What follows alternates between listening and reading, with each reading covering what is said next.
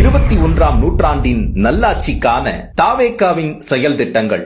Tamil Nadu citizen privilege card ஒவ்வொருவருக்கும் அரசு நலத்திட்டங்கள் லஞ்சமில்லாமல் போய் சேர தமிழ்நாடு சிட்டிசன் பிரிவிலேஜ் கார்டு ஒவ்வொரு குடும்பத்திற்கும் வழங்கப்படும். பிறப்பிலிருந்தே அனைத்து நலத்திட்டங்களும் விண்ணப்பிக்காமலேயே ஏஐ தொழில்நுட்ப உதவியுடன் நேரடியாக வீட்டு வாசலுக்கே வந்து சேரும்.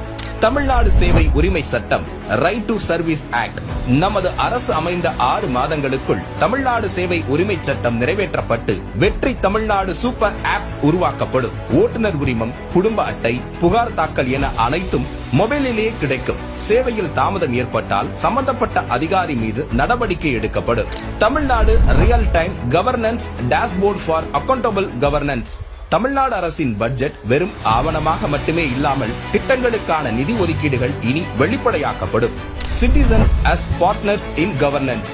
பொதுமக்கள் வெறும் வாக்காளர்களாக மட்டுமின்றி அரசின் பங்காளர்களாக மாற்றப்படுவர். இதற்காக உருவாக்கப்படும் மை வெற்றி தமிழ்நாடு .in என்ற இணையதளம் மூலம் பொதுமக்கள் மாநிலத்தின் வளர்ச்சிக்கான யோசனைகளை முன்வைக்கலாம், கொள்கை முன்மொழிவுகளுக்கு வாக்களிக்கலாம், அரசு சேவைகளை மதிப்பிடலாம், நிதிநிலை அறிக்கை செலவினங்களை கண்காணிக்கலாம்.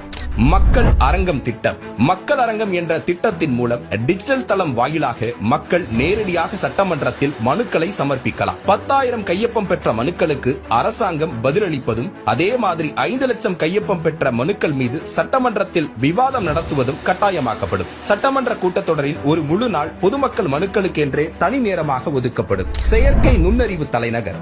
செயற்கை நுண்ணறிவு அமைச்சகம் தமிழ்நாட்டின் முதல் செயற்கை நுண்ணறிவு பல்கலைக்கழகத்தை ஏற்படுத்தி உலகளாவிய தொழில்நுட்ப நிறுவனங்களை ஈர்க்கும் வகையில் செயற்கை நுண்ணறிவுக்கான உலகளாவிய மையமான AICT உருவாக்கப்படும். இந்தியாவின் முதல் செயற்கை நுண்ணறிவு அமைச்சகம் உருவாக்கப்பட்டு மதுரை, கோயம்புத்தூர், சேலம் மற்றும் திருச்சியில் 1000 டீப் டெக் புத்தொழில் நிறுவனங்களுக்கு ஆதரவாக செயற்கை நுண்ணறிவு புத்தாக்க மையங்கள் உருவாக்கப்படும். தமிழ்நாட்டை நிதி ரீதியாக இறையாண்மை, தன்னிறைவு மற்றும் செழிப்புள்ள நாடாக மாற்றுதல்.